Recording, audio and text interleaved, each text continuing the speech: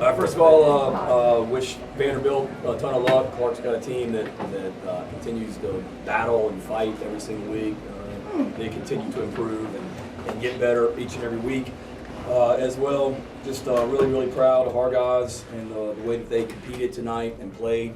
Even more proud of just the way that they responded to a disappointment last week against Missouri. Obviously, we did not play or coach well in that game, but our guys, there was a lot of outside noise last week, a lot of which we created, but our guys just kept blinders on and just went right back to work. Sunday night when I came in and got on that teleconference and told you guys that sorry I was a little bit late because we just had a heck of a practice, spirited practice, energetic practice. That was the truth. And I knew last Sunday night we were going to be all right tonight. Just the way we got a great group of kids on this team that just love to work and love to get better. Did a lot of really good things tonight. There's a lot to clean up. I mean, God almighty, 12 penalties. I mean, we came into this game one of the least penalized teams in the SEC. I think Vanderbilt was the second fewest penalized, and we had 4 more than they did. I think we were 4th or 5th. And then they have 12. I mean, that's not good. We've got to be a lot better from that standpoint. But just a ton of big plays, a lot of really big-time plays that individuals made tonight as well. So we'll certainly build on this, but overcame some, obviously missing some players tonight with Marshawn being out and some of the adversity that we created for ourselves. But we just kept hanging in there and found a way to win it at the end. So, questions? Shane, obviously the rushing game, you knew Marshawn was going to be out, you guys had a feeling, but with Spencer, I'm sure that his role was going to have to increase. You think that's the best he's played since he's been here? Spencer? Yeah. Yeah, I think so. You know, and the thing that I thought was great was the fact that he just gave our guys some chances to just make plays. The touchdown pass, I think it was at the Van, the touchdown pass to Van and some of the other balls. I mean, our game plan coming into this thing, David, was to run the football, get the ball on the perimeter and try and make their guys tackle us, and then throw the ball over their heads. And for the most part, we did a good job of that. Part of that was, a big part of that obviously was Spencer giving our guys, stepping up in the pocket, some critical third downs that he made, and then being willing to give our guys a chance to make some plays.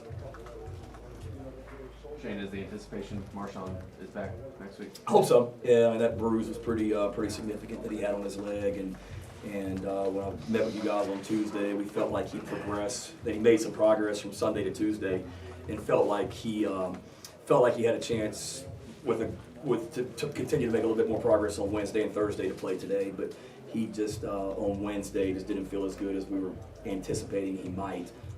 So we're optimistic. He told me, you know, originally he was going to play tonight, and obviously he didn't get done, but anticipate him being back next week. Shane, what about Spalding, Beal Smith? Some of the other guys got hurt tonight. Yeah, I think Beal Smith's okay. I mean, it was a mash unit. I mean, we just were rolling defensive backs in and out with the injuries that we had tonight. Spalding's probably going to be done for the year, David. He's got a foot injury similar to what CBS had. So we'll see, but I seriously doubt we get him back. With the running game, obviously Marshawn not being a part of it, the focus was to just get kind of creative and mix in a bunch of different guys to get things going. Yeah, you know, getting the ball to our playmakers, or getting the ball in the hands of our best players. But really, I mean, the plan, I mean, Jaheim was a running back all week this week for us, and really took a few reps at wide receiver and at tight end, but he took the bulk of his reps. I mean, he was in Coach Hardesty's room. He was a running back this week.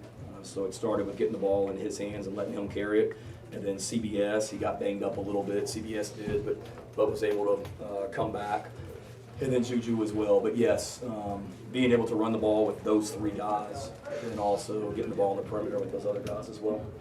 How about Jaheim? What was you think about how he ran the ball? I thought he ran the ball well. I mean, we got out there on Tuesday in practice and kind of said to ourselves, golly, I mean, he's really very, not that it's a surprise. I mean, we've seen him run the ball. First played bowl game, so running the ball last year, but he just looked very, very natural. And credit to Jaheim, too. Like, he worked really, really hard. That's not easy to go from being a tight end to all of a sudden you're a running back, and the reads and protections and all that stuff. I mean, he worked and really grinded this week as well to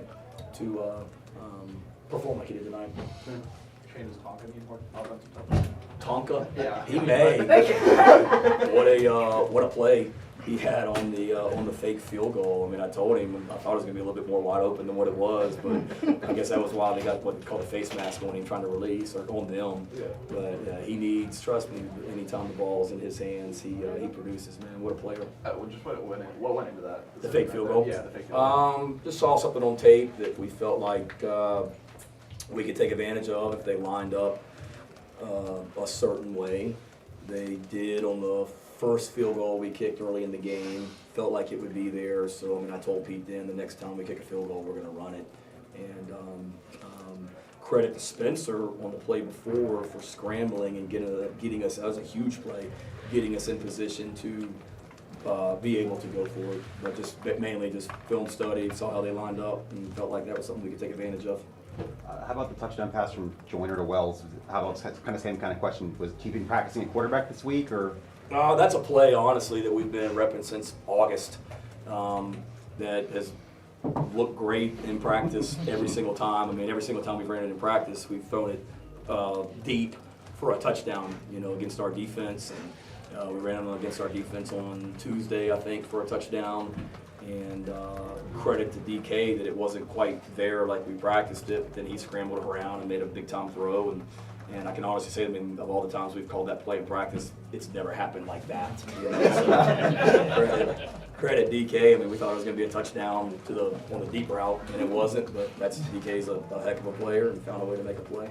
But you guys used DK a lot tonight, more than we've seen you do before. Was that something you've been saving for late in the season, or was that just kind of a product of Marshawn being out? I think a combination of everything. I mean, we just wanted to get everybody involved more this week, and we weren't going to come out of here saying that Jaheim Bell didn't touch the ball. We weren't going to come out of here saying that we didn't give our playmakers an opportunity to make plays. And DK is one of our better players and leaders.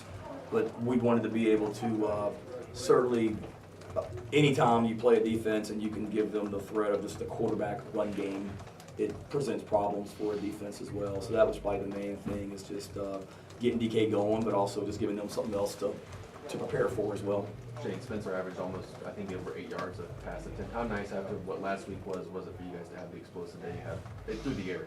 Yeah, it was huge, and I know my dad's in here. He said, I told the team this on Tuesday. Like my in 29 years of coaching, like he always told his team and coaches, like after a loss or after a win, things are never as good as they seem, and things are never as bad as they seem. Things are somewhere kind of in the middle. And I told the team that on Tuesday. Like, I know it looked awful on Saturday night, guys. And it sounds crazy for me to sit here and say it wasn't as bad as it looked. It wasn't as bad as it looked. And I know the doom and gloom out there didn't feel that way with so many people this week, but we were really close on a lot of plays. And we had shots called last week that for whatever reason we just weren't able to connect on, whether it was protection and Spencer got pressure, or whether it was Spencer didn't throw it, to a guy that maybe we wanted him to throw it to, or play call or whatever. I mean, we all had a hand in it, but we feel like the explosives have been there, Colin.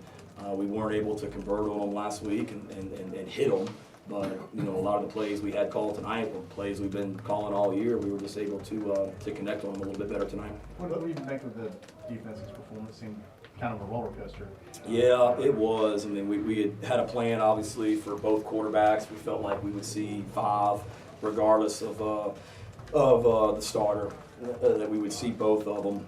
And certainly got to be better. Now, I'll give them credit. I got to start just speaking things into existence, because going into Kentucky hadn't fumbled the ball all year. And then we said, we told the team that we got a fumble in the first play of the game against Kentucky. And these guys, I think they had thrown the fewest interceptions in the SEC. They were tied with Tennessee going into the game. And we told them that look, we lead the SEC in getting interceptions, and they lead the SEC in not throwing them. So something's got to give. And I'll be danged if we didn't get an interception in the first series, I think, as well. So we got turnovers, which was huge in this game, because Vanderbilt, wins football games and has been able to stay in games because of that, creating turnovers. They did it last week against Missouri. But to be able to win the turnover battle was huge. Now, giving up, you never want to give up 226 yards rushing to anyone. And they were so good. I mean, first down is what just got us. And it seemed like first down, they'd hand the ball off and they'd get 5-6 yards a pop. So we got to get better. I mean, I'm sure Anthony Richardson at Florida is watching that game tonight and is excited about next week based on some of the things that we saw. But we got to be better. We will. They got stops when we needed to. and I thought, you know, we just got a lot to clean up. And a lot of that too, though, was just a lot of guys banged up, you know, out there tonight, playing a bunch of young guys, Stone Blanton, Bam Scott, you know, B.J. Gibson started at safety. O'Donnell Fortune was in there. I mean, just a lot of young players that played a lot of snaps tonight. When things got kind of chippy, at least right before halftime, what happened there in that exchange? Yeah, good question. I mean, it certainly got chippy. You know, I saw the one thing right in front of me where it looked like their player punched one of our guys. That's what I saw, and that's what I was being told up in the press box, or by our coaches in the box. But then the referee told me that one of our guys hit one of their guys late after the play too, and that it was 2 penalties, and they were offsetting. So certainly we're not about that. We're not going to play football that way. When stuff like that happens, they usually catch the second guy. I think it happened tonight a couple times for sure, but we also got to be smart and not put ourselves in those positions as well. Shane bowl game for the second straight season. Just how much of an accomplishment is that? I think it's a huge accomplishment. I really do. I know it is. I think it's the first time that's happened since, what, 17, 18, or 18, 19, I don't know. But, you know, for this team to be, have 2 wins 2 years ago, and then now we just got bowl eligible with 3 games to go for the second year in a row, is a testament to the leadership, you know, that we have in this room, and the resiliency.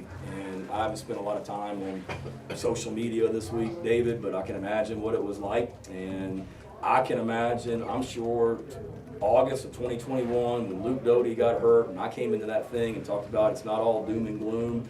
I don't know, but I'd be willing to bet anything when a silent or a vocal minority of our fan base saw that Marshawn wasn't playing tonight. I'm sure it was doom and gloom and all that as well. And we got to get past that as a fan base, man. I mean, find some joy.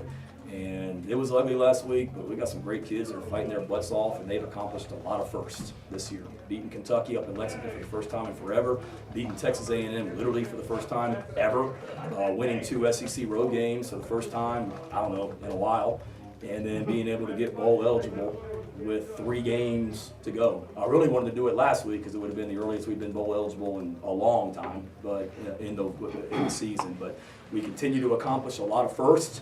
We're continuing to build and get this program better each and every day, and I appreciate the great Gamecocks that, you know, continue to support this team, and you saw it out there tonight, man. We got a bunch of Garnet and Black, and they're going to have a hell of a time in Nashville tonight. They deserve it as well. So I hope they have a heck of a time down on Broadway, 2nd Avenue, whatever it is, because they deserve it. Was Cam Smith hurt late or? I'll be honest with you, Phil, I'm not trying to dodge the question. I don't know. And it was just, it was a mass unit. Cam was a little sick coming into the game, probably a lot like everybody's kind of dealing with right now and some stuff. So he didn't feel well at the hotel. He obviously, the play that looked like, you know, he was involved with, it was an offsetting, I guess, on both of them. So I don't believe he's hurt. I'm not really sure. I'm not trying to dodge the question. It was just we were rolling defensive backs in and out because of injuries and things like that as well. And then we always play with Rush and Sell and Cam anyway. Torian rotates those 3. Yeah, Two more. Shane, real quickly on Devani, I don't think he went into the game until later in the game. Was that because he was dinged up? Yeah, he's beat the heck. Yeah. And he's got upper body things like everybody in the SEC. He's battling some upper body stuff. He's battling some lower body stuff. He practiced this week, but we just felt like a healthy B.J. Gibson gave us a better opportunity early in the game at least than a beat up Devani Reed. But credit to Devani, when B.J. got hurt and was done for the night, Devani, you know, stepped right in, and you know, credit to him as well. He's such a tough kid and battled out there tonight. Talking about that secondary, you mentioned the interception earlier. Obviously, Darius Rush has made a big impact this year. Just how important is he with how banged up the secondary is, just his leadership and what he's done on the leadership is key. I mean, we made him a captain tonight because he earned that. I mean, the leadership, I felt like that he showed against Missouri last week, and then the leadership this week as well. Like he's been awesome. We're starting 2 true freshmen in the secondary, and you got to have that leadership in that. And Darius is doing a great job of being a leader and showed it tonight. I mean, he played a lot of snaps, and 14 for them's a great player. And That was a great battle with those guys out there tonight, man. But he's just steady. He does a great job for us on special teams, covering punts as well. We'll let Coach go. Thank you. And you guys have a heck of a time in Nashville.